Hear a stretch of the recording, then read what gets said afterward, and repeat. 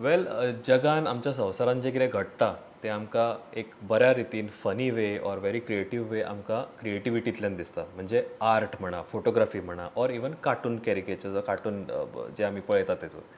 So basically आतां सद्याची परिस्थिती आसा तातूंतल्यान how is creativity or art is evolving ह्या खातीर आमच्या वांगडा रिनावंड आर्टिस्ट आसा तांकां म्हाका दिसता वेगळी वळख करून दिवपाची गरज ना especially on the prudent platform.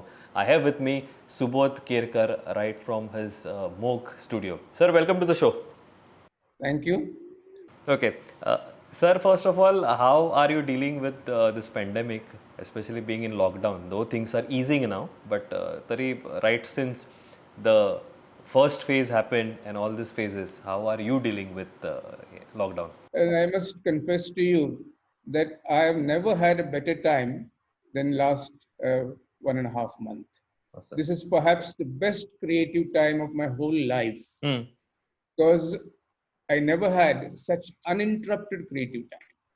True. So there are so many other things I had to do, look after the museum and many other things, meeting so many people. And now I'm just in my studio by myself and it is sheer bliss, and I have created more works in the last 1.5 months than I have created in the whole year. Okay, sir, you have nicely summed this up. What I would like to know is usually art जे आमी पळयता ताका एक luxury tax पळयता आमी. Usually whenever you want to buy art, it's maybe you can't consider it as essential commodity. But however, your views will be different. I would like to know how are you dealing with this phenomenon, especially when people are focusing on basics or essentials. How do you analyze this particular situation? Okay, first of all, let me tell you that this misconception that art is for basically indulgence of the rich people to buy something for their wall. It is something for the time of the leisure. Itself is a very wrong concept. Okay. Because the function of art is not to decorate your walls. The function of art is not to decorate your halls. The function of art is much larger. And if I have to put it in a nutshell, the function of art essentially is to break the dichotomies of life. Meaning, art makes us at peace with ourselves, and art makes us at peace with the world, establishes a kind of a symbiosis between a person and the whole world. So Tagore puts it beautifully. He says, you are born into this world. It is not enough to know the world. You have to own it. You have to internalize it. And that's what art does. Sir, you also, I remember very accurately that you have been striving very hard to introduce art to students, to schools, not just as a subject, but a little more that what our history is or folk art is and what it should be the future. I think art plays a very integral part, especially in the early days of a child. In this scenario, when education is changing and maybe we will see a drastic change in how education is imparted, how do you see art as a subject? Okay, let me tell you that art should be the basis of education. And this is not just my wisdom. Educationists have proven that art should be the basis of all education. That's because, when a child starts doodling or scribbling, why does a child scribble? Why does a child doodle? The child scribbles or doodles or draws because the child wants to communicate its internal world to a sympathetic listener, sympathetic person. And if you don't encourage the child, then the child will feel hurt. Because if a child sort of solves a mathematical problem, 11 plus 39 is how much, then they get a clap. The child is applauded for its IQ. But if a child draws a butterfly, the child also needs to be applauded. That's because otherwise there will be a kind of a conflict in the child's mind, because emotional quotient and intelligent quotient are both important. And I think Picasso puts it very beautifully. He says every child is an artist, and I feel that every child is an extremely good artist, and it is important to keep that artist in the child alive by encouraging the child to participate in art. And they will be happy a lot in their future, in their adult life. I think, yeah, I think just to sum it up, I think for a non-creative person, a Taj Mahal will always be a white colored building. but for a child or for a creative person, it has a lot of shades. Maybe the sunrises will have a different shades, and the sunsets will have, and obviously a Yes. child can color it in pink, red, or whatever random Yes. imagination that he or she has. So I think you have really nicely put it across, sir. Again, आयज जेन्ना आमी across pandemic पळयता, across COVID-19 चे cases पळयता, you see a lot of expressions. Now, as an artist, you will see, you will agree that these expressions are at the peak. Whether you are a photographer, whether you are a painter, artist, you will see that pain, you will see that expressions at the height. Now, one thing, how do you analyze this particular aspect as an artist, the expressions, and secondly, is there a market which will accept, or are there people who will accept this in the art form? Well, as again, I will tell you that art is not about decorating a wall. True. Art is basically an expression of an era, expression of a time. And suppose you are living in a time of pandemic, then that should reflect in your work. If you feel that, if you see the sufferings of the migrants, that should come in your work. If the war is happening, you cannot sit in your studio and start painting flowers. You have to, because artists are receptors and transmitters of ideas in a society. And they have to receive whatever they see and then transmit. So they should basically, art is a whisper of an era. It's a statement of an era. And obviously, an art is, again, not exactly for the market.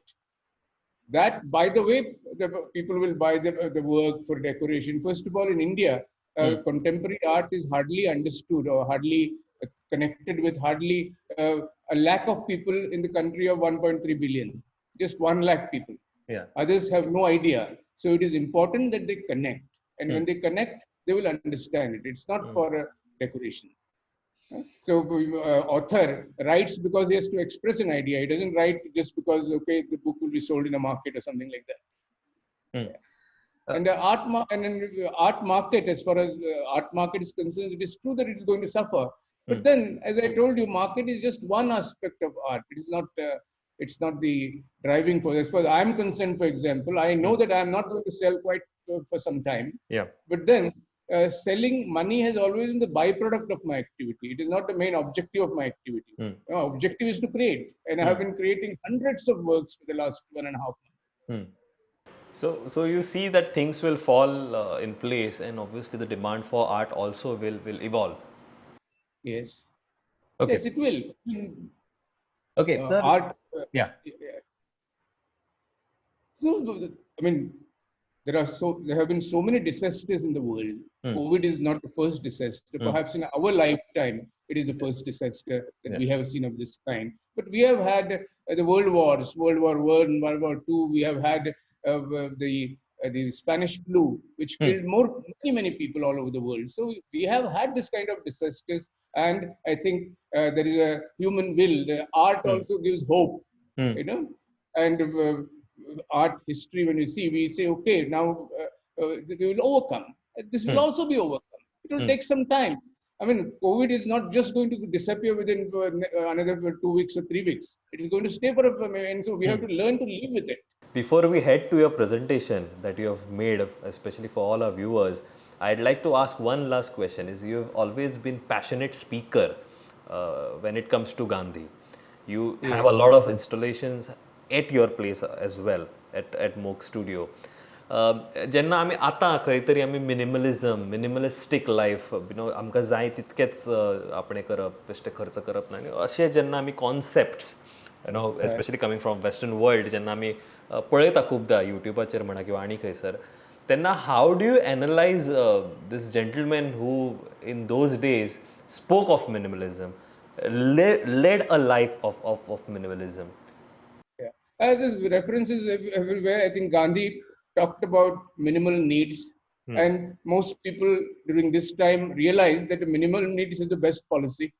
Not a single car was bought by anybody for 1 month almost. No way. So minimalism, not to think about just having so many things in your house and making it is very, very important to live a simple life and also holistic life. So Gandhi never looked at health as just physical health. He basically talked about if you are supposed to be healthy, then you have to be physically healthy.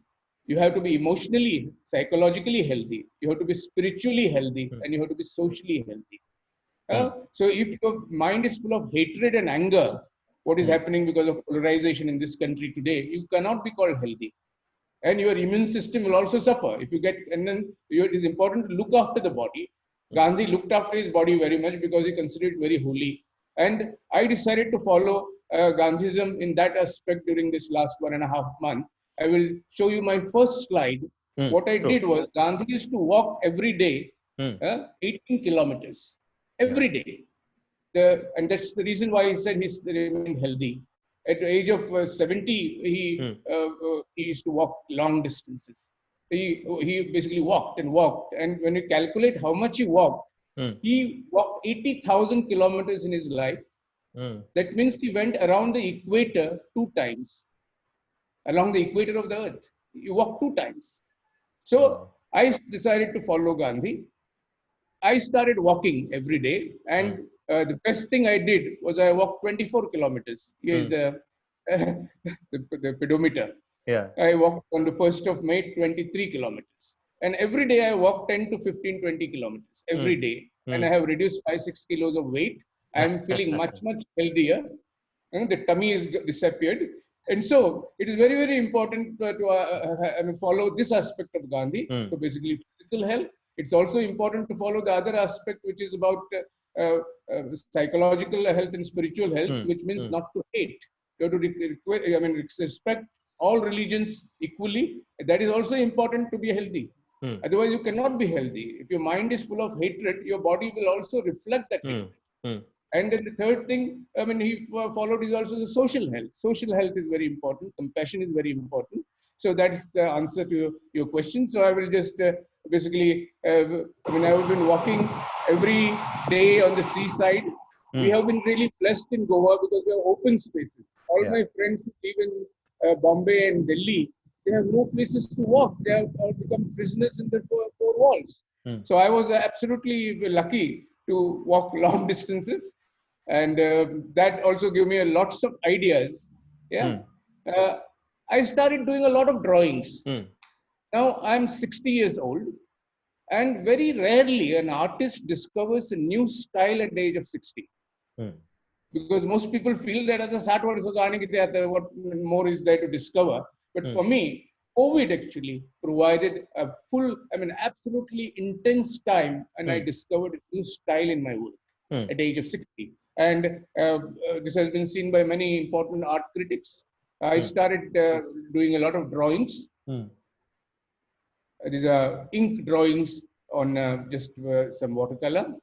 So look at this. This is a Pagi Mantadaka. So Pagi Zare Udeta. So I looked at this, and this converts into my drawing this way. This is a drawing of a Pagi. Nice. So there is a complete freedom kind of happen in my drawings. I did a lot of terracotta works. These are terracotta plates which we created and painted with ceramics on terracotta plates. So I've made many, many works like this. And then I started something completely new. I used to do installations with people on the beach.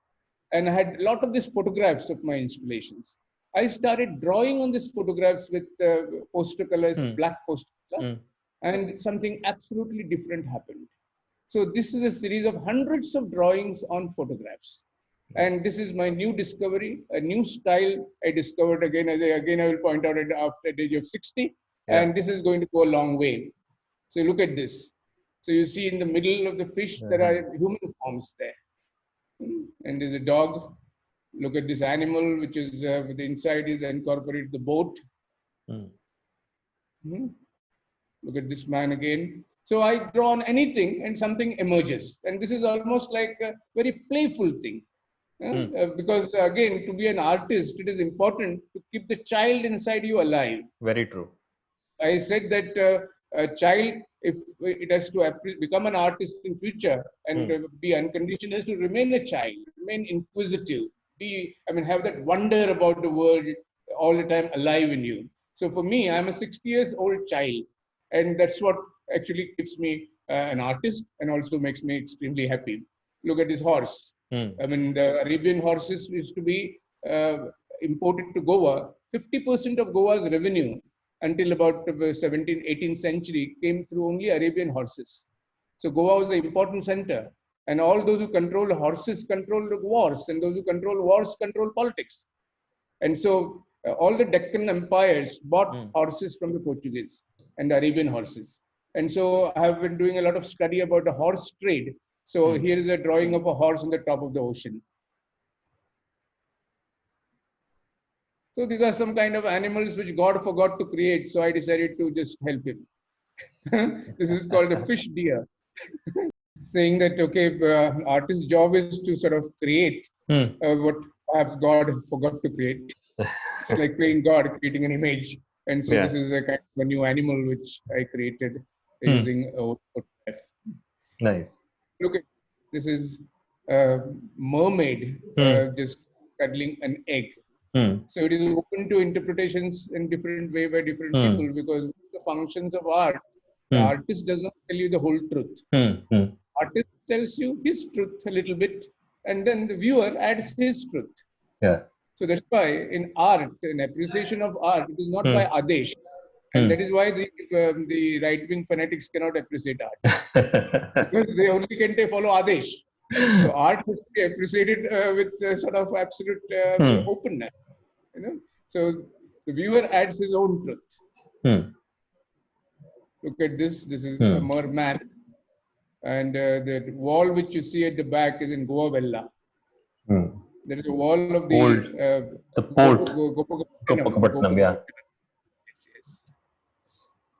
Here, I am right now sort of creating stories which could be a new mythology. So I'm just playing, doing absolutely free.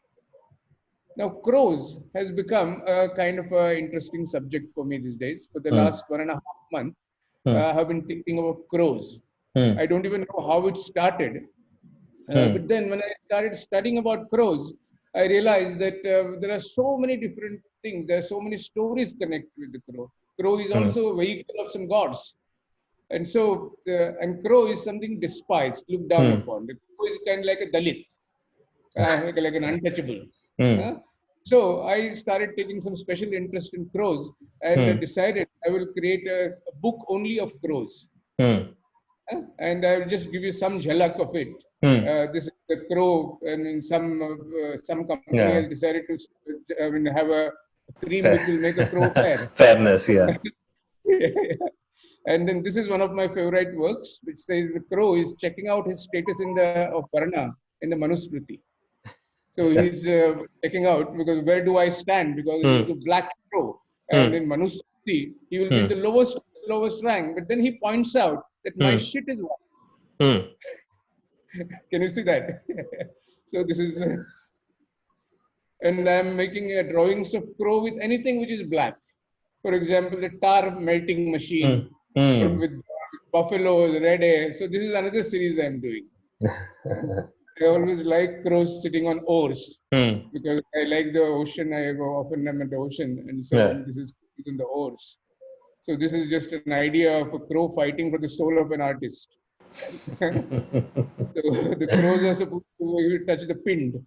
So there's some connection, because crows are supposed to be, they can see the soul. That's what people believe. So here, the two crows are fighting over a soul of an artist. And then there's also an interesting story. When I was a child, we always get told that menstruation happens when a crow touches a woman. Okay. So basically, I decided to play on that idea, and I have these women drawings with crows. Because it was so, in India still, there is so much of secrecy about things like menstruation, which should actually be openly discussed. And so I decided to make some drawings on that subject. So these are drawings on menstruation and crows. Crows. Now I'm doing some children's books. Okay. And there's also about 6-7 books which I'm working on simultaneously. Hmm. I was always telling stories to my children, and my father used to tell stories to me when I was a child. And so we have a tradition of storytelling. And I must have hundreds of stories which I told to my children, and I had always wanted to make books out of these stories. And then that occasion never came, and pandemic provided me that opportunity. Opportunity. And so I must have done at least 200-300 drawings for children's books alone. So now one of the books is again connected with a crow. I won't tell you the whole story, but I will just tell the story of the crow and a friend, the little boy and a crow are friends. And then many things happen. So, for example, the boy is doing a headstand, and the crow decides to do a big stand. So he's the only crow in the world who is perhaps doing a big stand. So I have a lot of anecdotes about the crow doing big stand. The crow goes for kite flying, and the crow likes to imitate the kite. When the kite is coming down, the crow comes down. So the kite is up, the crow goes up. And the crow is quite funny. He wants to be a Superman. Oh, nice. So the crow is Superman. So there are many things. This is just 2-3 drawings I should do, but there are about 40 drawings and 40 different episodes connected with crow. Then I have a very beautiful story about a fairy. Now this fairy, like all fairies, like to wear nice dresses. And fairies work in dreams of children. The children dream of fairies, and the fairies' workplace is actually the dreams of children. And for herself, the fairy likes to lie down on the cloud and think about children. She dreams about children, and the children dream about her. And since she has so many clothes, how does she hang the clothes? She does a laundry once a week, ties a cord between 2 stars, and dries her laundry. But because of this COVID pandemic or whatever, there are too many children dreaming of the fairy, and she has no time to do her laundry. So what does she do? I mean, the laundry piles up, and then the line is completely full, and the one dress is still left. So what does she do with the dress? Then she looks at the moon and decides to hang it from the moon. Lovely. She hangs the dress from the moon and forgets about it. Then the moon starts becoming bigger, bigger. And when the moon becomes really big, the dress slips down and falls in a little girl's garden. And early morning, she opens the door and says, "Mama, there is fairy's dress." Mama says, "Don't talk nonsense. How can the fairy's dress come in your garden?" "No, this fairy comes to my dreams." So they check up the dress. On the label of the dress, there is a name of the fairy and her telephone number. So the mama calls the fairy.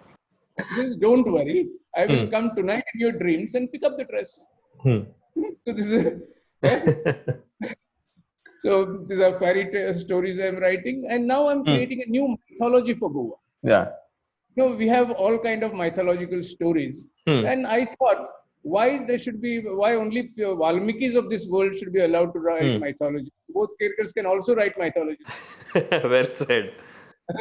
So I am working on some new mythologies. I won't tell all the storyline to you, but some of the drawings which I've done here.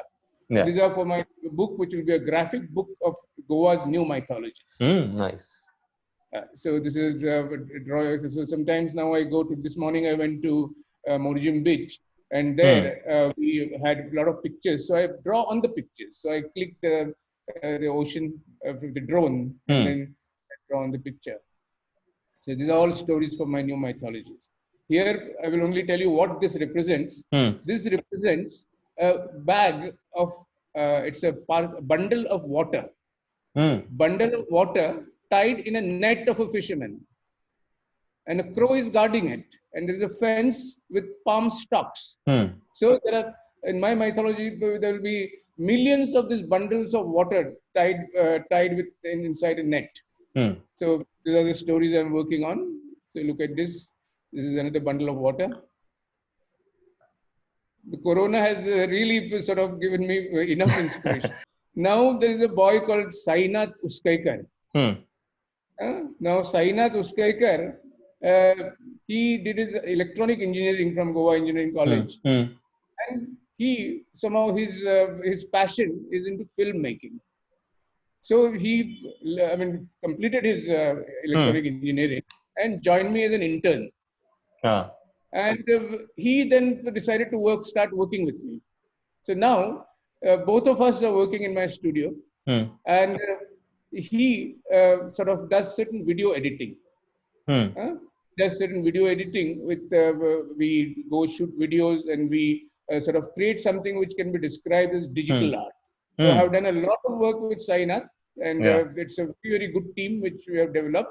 And I'm going to share a few. And those who'd like to sort of see more of this should visit my Instagram page, because every day we post one.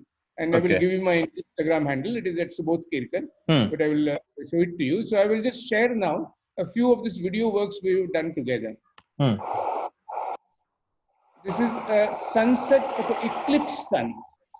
Kiran Lagilla Suryacho Suryast.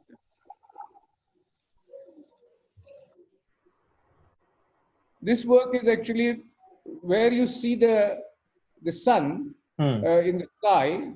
The sky is actually the sand.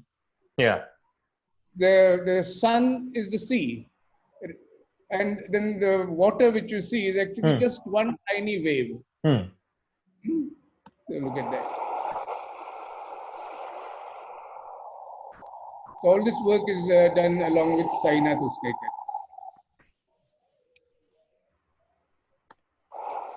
This is the sun is made of water, and the sun is of water is setting inside the ocean. The ocean sets inside oneself. It's like God drowning in the sea of devotion.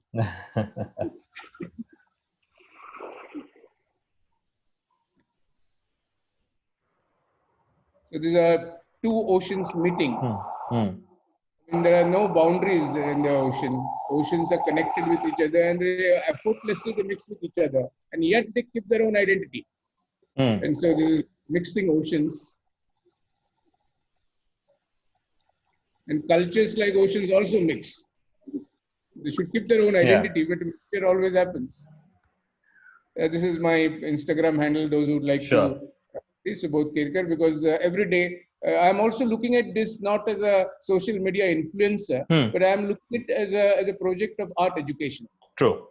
Because every day there is something new, and it can be very interesting for young people. We will try to get back to you again with a little more of work to showcase to all the Goikars. And as you said, art is very important in a child's growth, because that is how it will shape him or her in the future. It is always pleasure, sir, to have a chat with you. Kirat, Amit, we usually maybe a non-creative person would always focus with not seeing what is around him or her. I think an artist gives you a different perspective, and that is how you think. I think after this interview, I started thinking, in a different way. I think that's the pleasure that I have chatting with you, sir. You are very creative. You are very, very creative. So there are different types of creations, and you have your own creativity. So it was nice talking to you. And now for some time, Museum of Goa, I do not know when it will be open, but until then, I think we will have digital interactions. Virtual ones. Virtual ones, yes. Okay. It was pleasure, sir. Thank you very much for joining. तुमका अशा वेगवेगळ्या आम्ही आर्टिस्टांकडे आम्ही उलयतले आणि आम्ही जाणून घेतले की ह्या lockdown फेजीन what is art in store for you, as well as how are artists coping up during this lockdown. तोपर्यंत पळत राहात Prudent.